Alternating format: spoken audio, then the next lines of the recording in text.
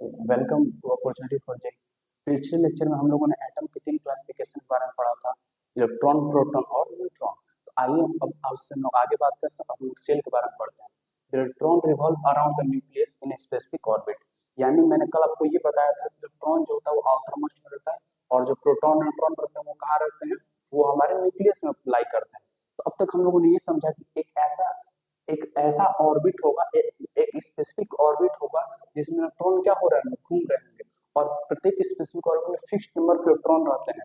यानी ऐसा नहीं है फर्स्ट ऑर्बिट में कितने भी इलेक्ट्रॉन हो सकते हैं, सेकंड ऑर्बिट में उससे कम इलेक्ट्रॉन हो सकते हैं। इनकी एक फिक्स ऑर्बिट और नंबर ऑफ है कि इलेक्ट्रॉन उसी ऑर्बिट में रिवॉल्व कर रहे होंगे। तो ईच ऑर्बिट है डिफिनिट एनर्जी, यानी प्रत्येक ऑर्बिट का अपना अपना डिफिनिट एनर्जी होता है। ये फॉर्मूला आगे चलकर आपको मॉडर्न फिजिक्स में पढ़ना है, तो बेसिक आप हो सके तो फॉर्मूला याद रखें, -13.6 into Z square upon n square. लेकिन ये फॉर्मूला याद रखें, ये बोहर ने दिया था, और ये फॉर्मूला किसके लिए वैलिड है, तो हाइड्रोजन आयन के लिए इट इज वैलिड। यानी अगर लिथियम 2+ आयन होगा, Li2+, इसका मतलब है जैसे कि आप लोगों ने, मैं पिछले लेक्चर बोला था कि आप एटॉमिक नंबर 1 to 20 याद कर लेंगे। तो हम इतना तक आप लोगों से सब कुछ करके चल, आप लोगों को 20 तक एलिमेंट याद हो गए होंगे। हाइड्रोजन, हीलियम, लिथियम, इसका 3 है एटॉमिक नंबर, तो आप 3 - 2 कर लें, कितना आ जाएगा 1। यानी कि हाइड्रोजन ऐसे एलिमेंट के लिए फॉर्मूला वैलिड है। उसके बाद एक और फॉर्मूला होता है वेलोसिटी एट nth ऑर्बिट का भी फॉर्मूला होता है कि 2.18 into 10⁻⁶ into Z upon n. उसी प्रकार से रेडियस एट nth ऑर्बिट का फॉर्मूला होता है 0.529 into n square by Z. हम लोग इस फॉर्मूले से हम लोग ये पता लगा सकते हैं कि प्रत्येक ऑर्बिट में उसकी वेलोसिटी कितनी हुई होगी, उसकी रेडियस कितनी हुई होगी।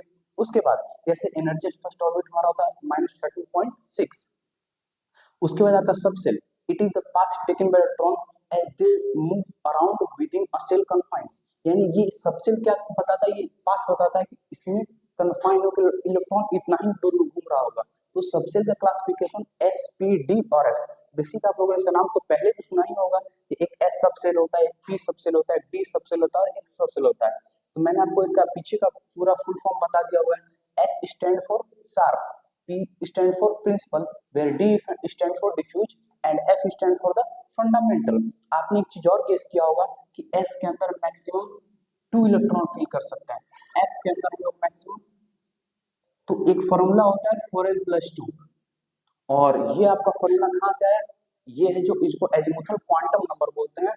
और L = 0 फॉर S रहता है, L = 1 फॉर P के लिए, L = 2 फॉर D के लिए, और L = 3 फॉर F के लिए। तो आप यहाँ पे पुट आउट करते जाएं। अगर हम लोग यहाँ 0 रखते हैं तो 0+2 0 आ रहा होगा, S सबसे पे 2 इलेक्ट्रॉन। अगर हम लोग यहाँ L के वैल्यू 1 रखते हैं तो 4+2 6 आ जाएगा यहाँ पे। अगर D के लिए हम लोग कितना रखते हैं, 10 रखते हैं, और F में हम लोग मैक्सिमम कितना इलेक्ट्रॉन फिल कर सकते हैं, 14 इलेक्ट्रॉन। और यहीं से अब बेसिक स्टार्टिंग होगी आपकी इलेक्ट्रॉनिक कॉन्फ़िगरेशन की। और हम लोग आगे देख रहे होंगे कि how to write electronic configuration. हम नेक्स्ट में एलिमेंट के इलेक्ट्रॉनिक कॉन्फ़िगरेशन को कैसे लिख रहे होंगे, और इलेक्ट्रॉनिक कॉन्फ़िगरेशन से आपको किस हेल्प मिलेगी, वो मेटल आर जनरल इलेक्ट्रोपॉजिटिव। आपने एक कॉन्सेप्ट पढ़ा ही होगा कि metal are generally electropositive and meanwhile non metal are generally electronegative. लेकिन ऐसा क्यों, वो हमारा इलेक्ट्रॉनिक कॉन्फ़िगरेशन में आ रहा होगा। इतना तक में आपको आशा करूंगा कुछ डाउट नहीं होगा। अगर आपको कुछ डाउट रह जाए तो आप कमेंट कर सकते हैं कमेंट में, मैं आपका डाउट का जरूर आंसर। तक हम लोगों ने एस सबसेल पढ़ा, पी सबसेल पढ़ा, डी सबसेल पढ़ा, एफ सबसेल पढ़ा। हम लोगों ने देखा एस सबसेल के अंदर 2 इलेक्ट्रॉन, पी सबसेल के अंदर 6 इलेक्ट्रॉन, डी के अंदर 10 इलेक्ट्रॉन और एफ के अंदर 14 इलेक्ट्रॉन मैक्सिमम हमारा फिल हो सकता है। उसके बाद आइए हम लोग इलेक्ट्रॉनिक कॉन्फ़िगरेशन को कुछ देखते हैं। इलेक्ट्रॉनिक कॉन्फ़िगरेशन इसे लिखा गया है n+1 रूल में, यानी कि यहाँ 1s 2s 3s 4s 5 6 7, और उसके बाद एक छोड़ के 2p 3p 4p 5p 6p, और एक आपको ऊपर से लिफ्ट करना और एक नीचे से लिफ्ट करना है। उसके बाद वही सेम प्रीसीडिंग रूल, एक ऊपर से और एक नीचे से और बीच फ्री। आप इसको क्रॉस ऐसे कट करते जाएं। इसे कट करने के बाद जितना एलिमेंट साथ में आ रहे होंगे आप उसे साथ लिखते जाएंगे, और तो इसका टोटल रिजल्ट क्या ऑब्टेन हो क्या आ रहा होगा हमारा, इसका रिजल्ट हमारा ऑब्टेन हो क्या आ रहा होगा 1s, 2s। अब उसके बाद आप देखें 2p 3s साथ में आया है, तो 2p 3s उसके बाद आप देखें 3p4s है, तो 3p4s। उसके बाद आप देखें 3d4p5s है, तो 3d4p5s। फिर उसके बाद आप अगर 3d4p5s के बाद आप देखें तो 4d5p और आपका 6s है।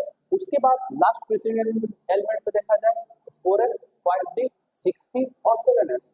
तो 4s, 5d, 6p और 7s। इसके लिए मैं आपको एक निमोनिक्स बता रहा हूँ जो आपको याद रखने में बहुत जल्दी मदद करेगा। School school, public school public school, Delhi public school Delhi public school और फैंटास्टिक दिल्ली पब्लिक स्कूल। अगर आप इस सीरीज को याद रखेंगे तो आपको बहुत अच्छे से याद रहेगा और आप बहुत जल्दी प्रिसीड कर पाएंगे। मैक्सिमम आपको यहाँ तक याद रखना। अगर आप क्लास 10 के तो आपको यहाँ तक से ज्यादा आपको जरूरत नहीं पड़ेगा। और आपने अभी देखा इसको लिखते कैसे हैं, हमने अभी तुरंत ही देखा एस के अंदर 2, तो इस लिखते हैं 1s2 2s2। इसके बाद p के अंदर कितना होता है, s के बाद p के बाद 4 डिफरेंस होता है, 2 + 4 6, 2p6 3s2, फिर 3p6 4s2। फिर उसके बाद हम लोग देखेंगे d में कितना होता है, तो d में हमारा मैक्सिमम 10 होता है। उसके बाद 3d10 4p6 और यहाँ पे 5s2। फिर उसके बाद 4d10 5p6 6s2। उसके बाद 4s14 5d10 6p6 और उसके बाद 7s2।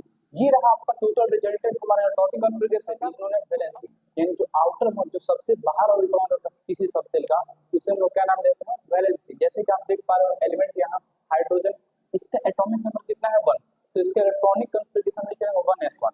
तो हाइड्रोजन के बाद आपका आता है हीलियम। आपको पता है कि s के अंदर हम मैक्स कितने इलेक्ट्रॉन फिल कर सकते हैं, 2 इलेक्ट्रॉन फिल कर सकते हैं, तो इसका एटॉमिक नंबर 2, तो इसका इलेक्ट्रॉनिक कॉन्फ़िगरेशन हो जाएगा 1s2।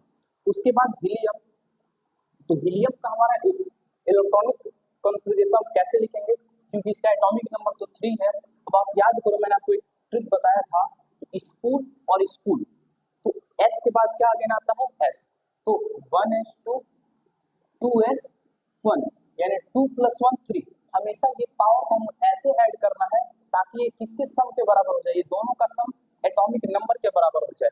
चलिए अब थोड़ा आप लोग ट्राई कीजिए, तो आप वीडियो को पॉज करें और आप मुझे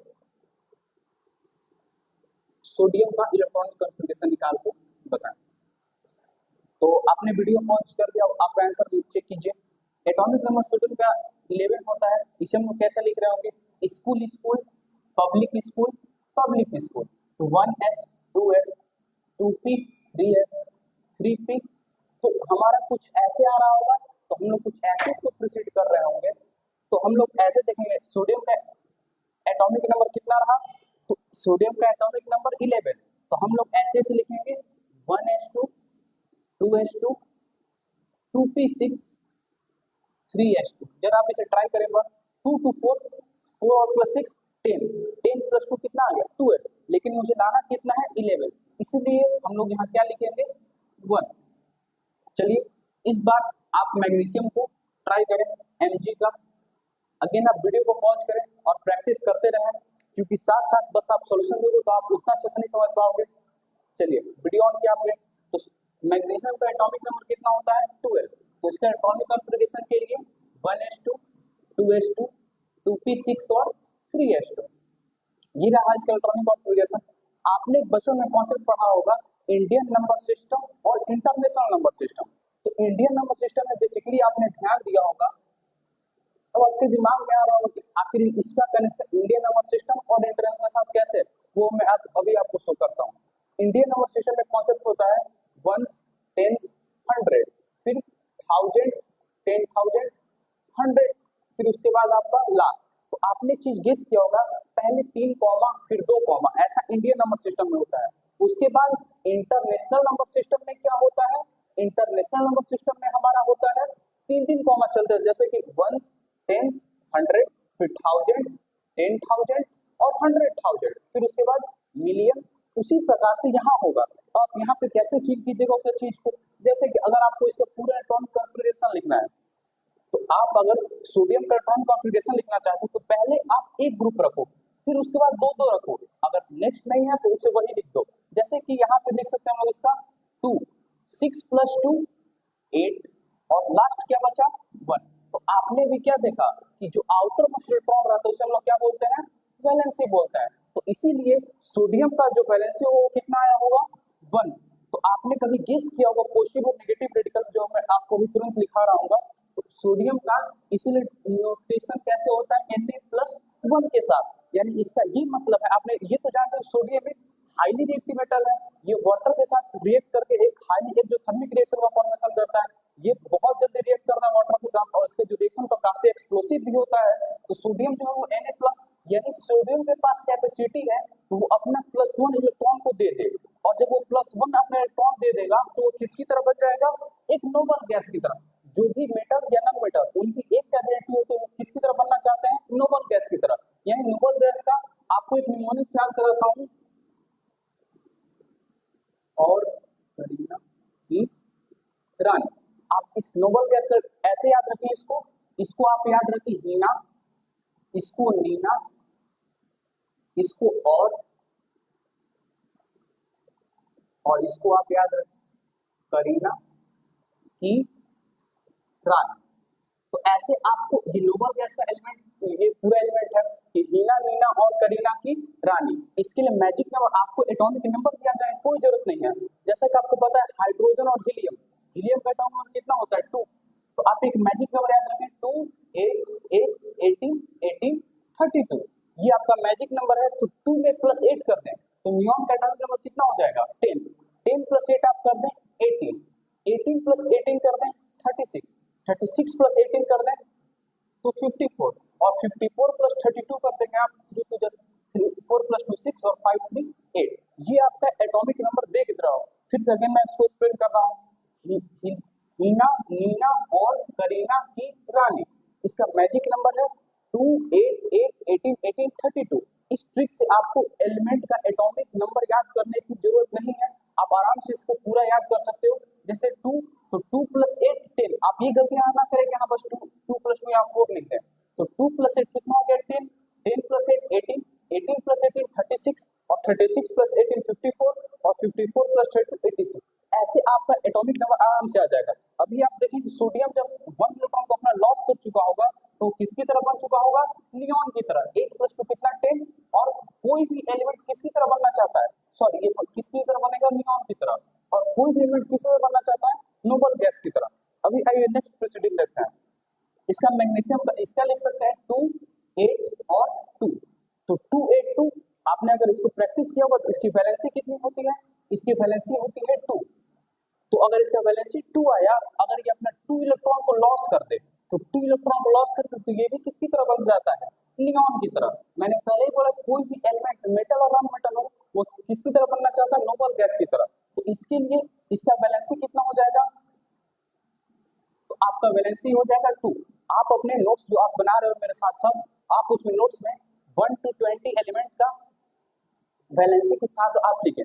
तो जैसे कि अब मैग्नीशियम का नोटेशन कैसे होगा, Mg2+ के साथ। तो अब ये हमने देखा सोडियम का नोटेशन कैसे हुआ, Na+ के साथ। अब आइए हम लोग एक चेक करते हैं क्लोरीन के लिए। तो आपको पता ही होगा कि क्लोरीन का एटॉमिक नंबर कितना होता है, एटॉमिक नंबर 20। तो अगर हम लोग क्लोरीन की बात करते हैं तो क्लोरीन का नोटेशन किसके साथ होता है, Cl के साथ। तो इसको अगर फुल नेम में लिखा जाए तो क्लोरीन का एटॉमिक नंबर 20, इसका एटॉमिक मास 35.5 ग्राम।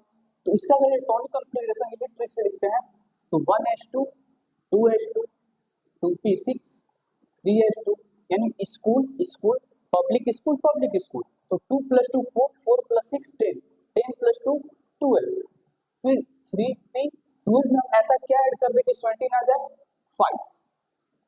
तो हम मैंने पहले बोला आप एक नंबर कॉमन लें, 2 6 + 2 8 और 5 + 2 7। तो आप इस बार वैलेंसी गलत ना करें, इसका आउटर मोस्ट में 7 है तो इसका वैलेंसी कितना आ जाएगा 7। ऐसा गलतियां ना करें आप। कहीं भी अगर आपका 5 से ज्यादा हो आउटर मोस्ट, आप उसे 8 से माइनस कर दें तो वैलेंसी इक्वल टू आप लिख दें वैलेंसी इक्वल टू 8 - 7 यानी 1। तो क्लोरीन के सबसे आसपास क्या है, क्लोरीन का नोटेशन कैसे होगा, Cl- के साथ, और ये कैसा होता है, ये एक नॉन मेटल है। अगर इसके कंपाउंड का फॉर्मेशन हो रहा होगा तो इसका नोटेशन कैसे होगा, Cl माइनस वन के साथ। अगर कंपाउंड फॉर्मेशन हो रहा होगा तो Mg2 plus plus Cl minus, और ये आपने पढ़ा होगा 2 यहाँ पे और 1 कहाँ आ जाएगा यहाँ पे, और एक कंपाउंड बना देगा MgCl2 जिसको बोलता है मैग्नीशियम क्लोराइड। तो आगे हम लोग इसमें पॉजिटिव और नेगेटिव रेडिकल को बहुत अच्छे से समझ रहे हैं। ये लोग अब कंपाउंड के बारे में जानने शुरू करते हैं। तो when to or more substance combined in different ratio, जब दो या दो से ज्यादा सब्सटेंस एक डिफरेंट रेशियो में कंबाइन होते हैं तो उन सब्सटेंस को हम क्या नाम देते हैं, कंपाउंड। जैसे कि आप फॉर एग्जांपल में से देख सकते हैं कि Na+ और Cl-, तो Na+ प्लस Cl- मिलके क्या दे रहे होंगे, NaCl। तो उसके बाद अब आते हैं कैल्शियम और कार्बोनेट CO3₂-, तो ये क्या दे रहे होंगे, कैल्शियम कार्बोनेट। ये आपके सामने कुछ पॉजिटिव रेडिकल के कंपाउंड रहे और ये कुछ रहे निगेटिव रेडिकल के। तो पॉजिटिव रेडिकल कंपाउंड है सोडियम, सोडियम का वैलेंसी हो जाएगा हमारा Na+, पोटेशियम का A+, एमोनियम का NH4+, मैग्नीशियम का Mg2+, और कैल्शियम का Ca2+, जिंक का Zn2+, बैरियम का Ba2+, एल्यूमिनियम का Al3+, और क्रोमियम का Cr3+। और ये हमारे कुछ निगेटिव रेडिकल, इसमें हाइड्राइड का H-, क्लोराइड का Cl-, ब्रोमाइड का Br-, आयोडाइड का I-, और फ्लोराइड का F-, हाइड्रोक्साइड का यहाँ पे आप देख पा रहे OH-, कार्बोनेट का CO3₂-, और बाइकार्बोनेट में HCO3-, सल्फेट में हमारा SO4₂-, ऑक्साइड में O2-, और क्रोमेट में CrO4-।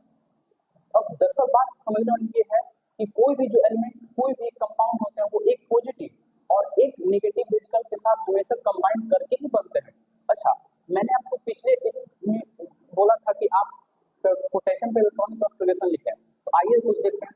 1s2 2s2 2p6 3s2 3p6, तो 2 + 2, पोटेशियम का एटॉमिक नंबर कितना होता है 19, इसका एटॉमिक वेट कितना होता है 39, तो 2 + 2 4, 4 + 6 10, 10 + 6 10 + 2 12, और 12 + 6 18, तो 18 मुझे और कितना चाहिए, स्कूल पब्लिक स्कूल, तो 3p, और उसके बाद क्या आता है फिर पब्लिक स्कूल, यानी स्कूल पब्लिक स्कूल, और फिर पब्लिक और स्कूल यानी 4s1। मैंने बताया था आपको ये दो नंबर ग्रुपिंग पे चलते हैं, यानी कि 2 8 8 और 1। तो यही लॉजिक रहा कि आपका पोटेशियम का क्या होता है सिंबल K+ होता है, जो कि आप यहाँ पे देख पा रहे हो।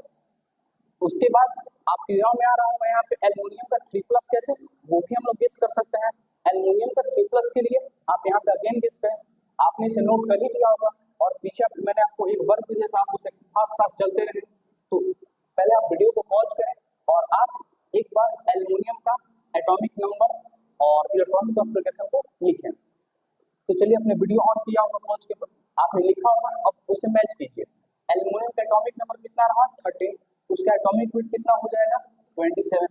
तो आइए 1s2 2s2 2p6 3s2 हम लोग ऐड करते हैं। 2 + 2 4, 4 + 6 10, और 10 + 2 12, और यानी मुझे एक और जरूरत है 13 चाहिए, स्कूल पब्लिक स्कूल, और 3p1 यानी स्कूल पब्लिक स्कूल और पब्लिक स्कूल। लेकिन हमारे यहीं तक फील्ड बैलेंस से हमारा काम हो जा रहा है, यानी 2 8 और 2 + 1 2 और +1 3, यानी आपने यहाँ देख पाया कि इसकी आउटरमोस्ट बैलेंस कितनी आ गई 3 आ गई।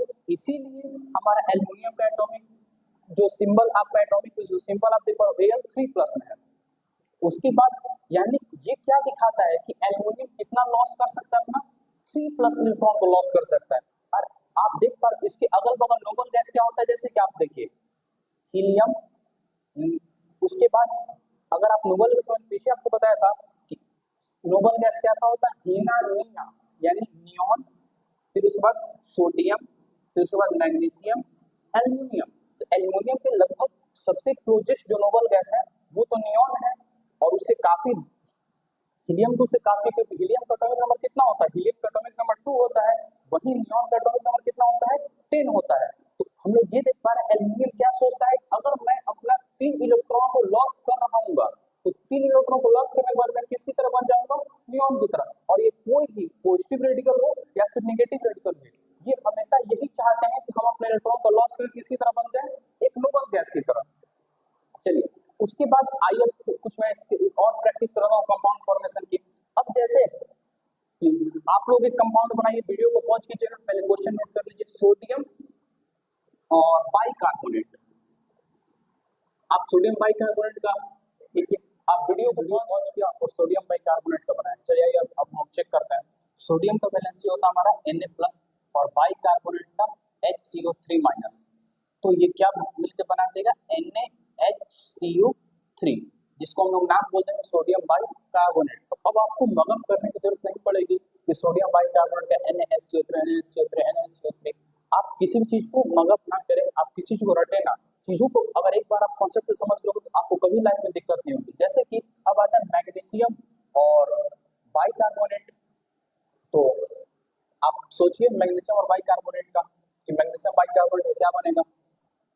तो आइए हम लोग मैग्नीशियम बाइकार्बोनेट के बारे में पढ़ना शुरू करते हैं। तो मैग्नीशियम का सिंबल हो गया हमारा Mg2+ और बाइकार्बोनेट का HCO3-। यानी ये क्या बना रहा होगा, ये हमारा MgHCO3 पे 4 ट्वाइस, यानी इसी को बोलता है मैग्नीशियम बाइकार्बोनेट। तो अगर आपसे कोई कभी बोले कि मैग्नीशियम बाइकार्बोनेट, तो आपको मगअप करने की जरूरत ना पड़े, इसके पीछे कि आपको पूरी केमिस्ट्री पता हो कि मैग्नीशियम की वैलेंसी इलेक्ट्रॉनिक कॉन्फ़िगरेशन में 282, इसलिए मैग्नीशियम की जो वैलेंसी है वो कितनी हो गई, 2 हो गई। और बाइकार्बोनेट HCO3-। तो इसीलिए ये एक मेटल रहा और ये पॉजिटिव रेडिकल और एक नेगेटिव रेडिकल, और पॉजिटिव और नेगेटिव रेडिकल कंबाइन में क्या बना दिए, कंपाउंड बना दिए। तो आइए अब एक बार रिएक्शन कराते हैं जिंक का हाइड्रोक्साइड के साथ। आपने बहुत यूज देखे क्लास 10 में जिंक हाइड्रोक्साइड। तो आप वीडियो को पॉज करें और जिंक हाइड्रोक्साइड का अब कंपाउंड का फॉर्मेशन करें। जिंक हाइड्रोक्साइड, चलिए अपने वीडियो को ऑन कीजिए और देखिए जिंक का कितना हो जाएगा, Zn2+ और OH का OH-, यानी कंपाउंड का फॉर्मेशन क्या करा के देगा, ZnOH का 4 ट्वाइस। और इसको हम लोग बोलते हैं जिंक हाइड्रोक्साइड, जो कि अपने में क्या है, एक बेस है। आगे चल के इसके बारे में आप पढ़ रहे होंगे। चलिए आप लोग एक और सवाल प्रैक्टिस कीजिए, और वो सवाल है आपके लिए कैल्शियम कार्बोनेट।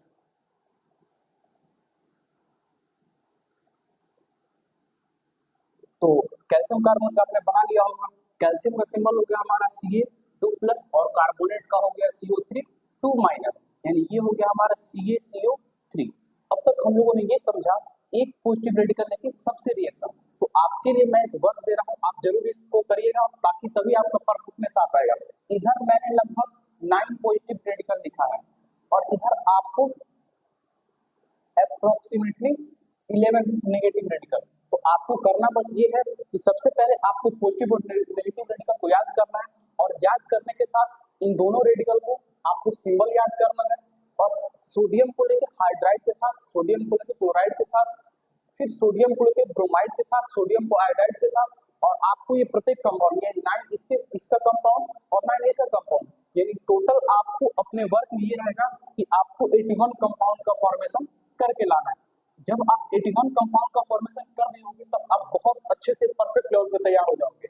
और अब हम लोग इस चैप्टर के बारे में पढ़ना शुरू करें। जैसे कि आप लोग चैप्टर का नेम देख पा रहे हो, chemical reaction and it's equation. तो ये बेसिक प्री नॉलेज आपके लिए बहुत ज्यादा बनाना मेरे लिए जरूरी था, ताकि अब जैसे कि बस चैप्टर, अब हम डायरेक्ट क्या बोल रहे होंगे, सोडियम कार्बोनेट।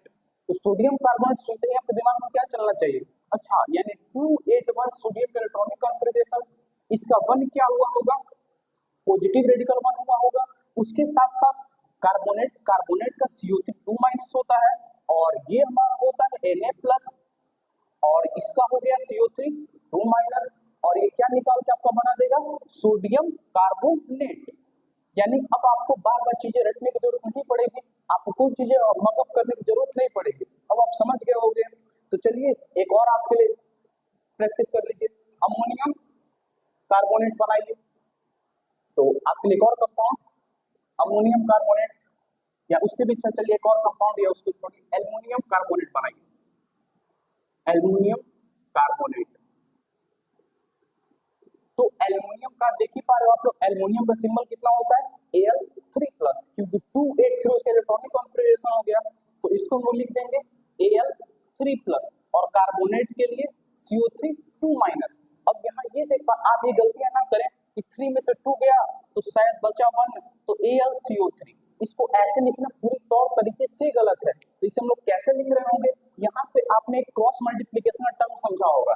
अगर आप लोग गेस किए होंगे तो कभी अगर आपको 1/2 और 1/4 का फ्रैक्शन बताना था, आप क्रॉस मल्टीप्लाई कर देते इसका इसके साथ और इसके साथ, और 4 ग्रेटर देन 2, तो आप ऐसे गेस करते थे। इसीलिए वही सेम रूल यहाँ पे लगा रहे होंगे हम लोग, और यहाँ पे हम लोग ये देख पा रहे होंगे ये 2 जो है वो क्रॉस मल्टीप्लाई होकर एल्यूमिनियम के पास आ चुका होगा, और ये जो कार्बोनेट का 3 है उसे फुल ब्रैकेट के साथ।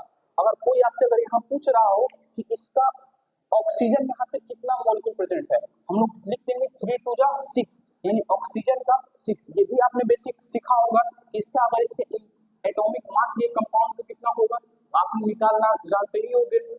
और इसका 3 2 जैसे कार्बन है कितना है 2, और एल्युमिनियम कितना में एग्जिस्ट कर रहा है 2 के फॉर्म में, ऑक्सीजन 6 के फॉर्म में, और कार्बन 2 के फॉर्म में एग्जिस्ट कर रहा है।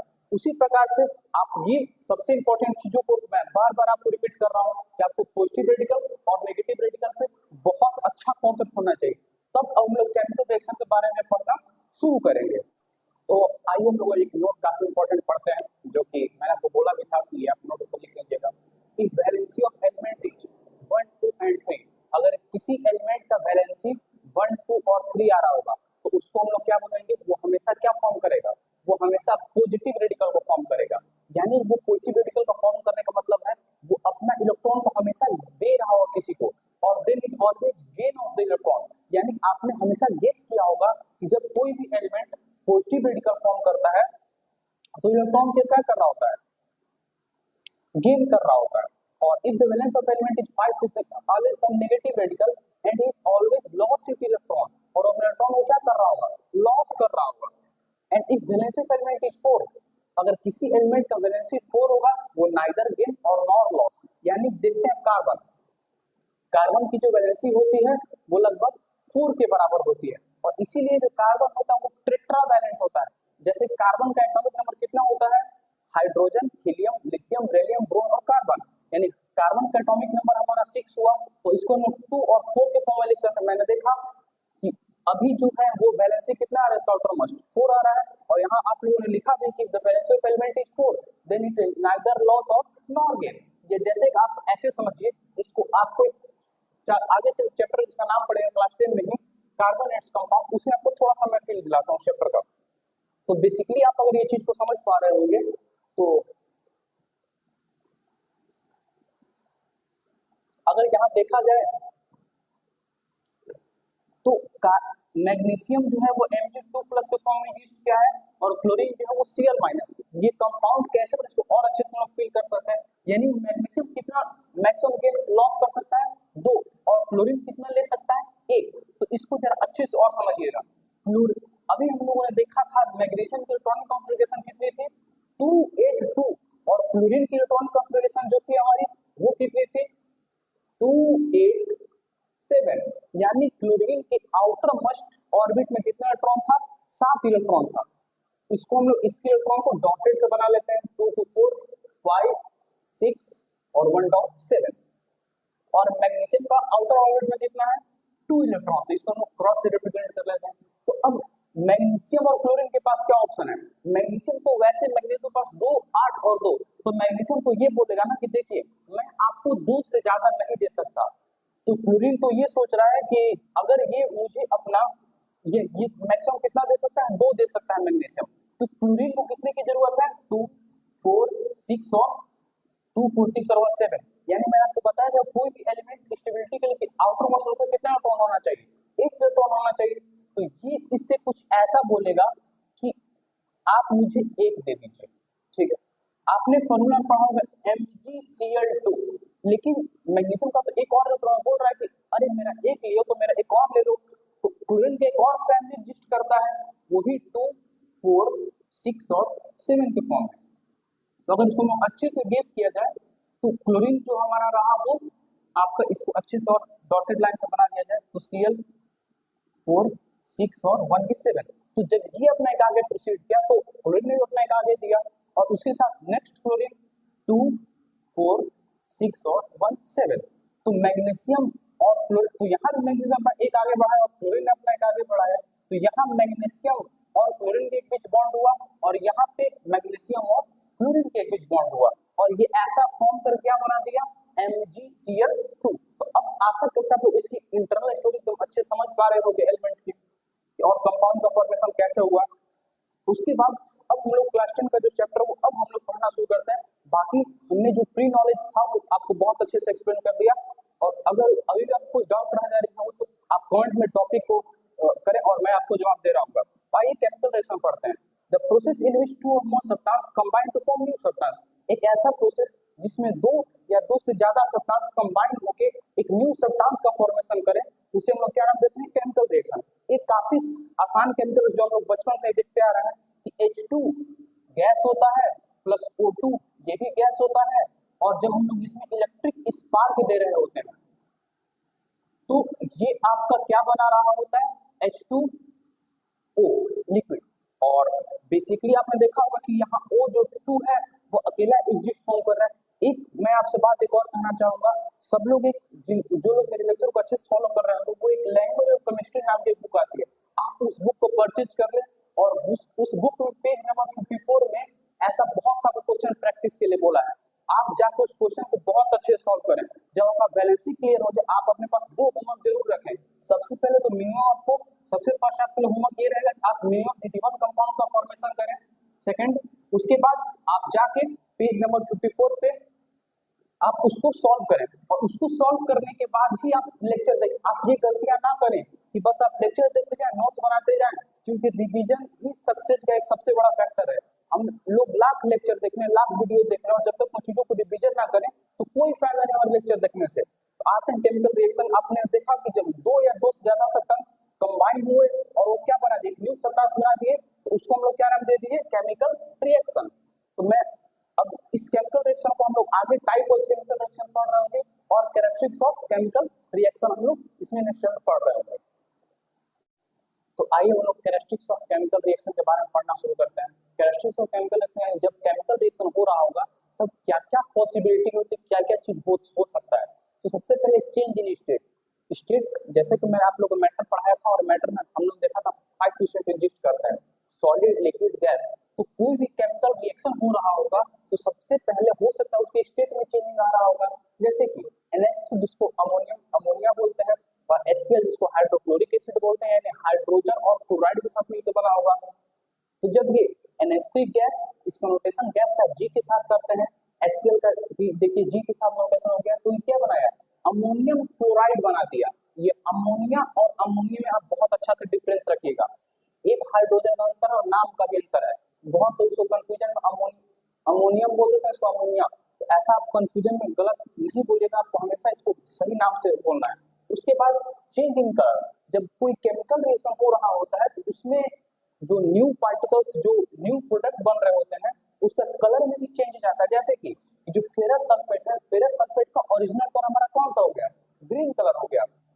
उसके बाद जो ये हीट हुआ तो फेरस सल्फेट हीट हो गया हमारा फेरस, और ये क्या बना दिया, ऑक्साइड। उसके बाद सल्फर डाइऑक्साइड और सल्फर ट्राइऑक्साइड। ये रिएक्शन अपने में बहुत बहुत ज्यादा इंपॉर्टेंट रिएक्शन है। जैसा कि जब हम लोग टाइप ऑफ रिएक्शन पढ़ रहे होंगे, मैं हर बार बोलता हूँ केमिस्ट्री के लिए NCERT is more than sufficient हमेशा।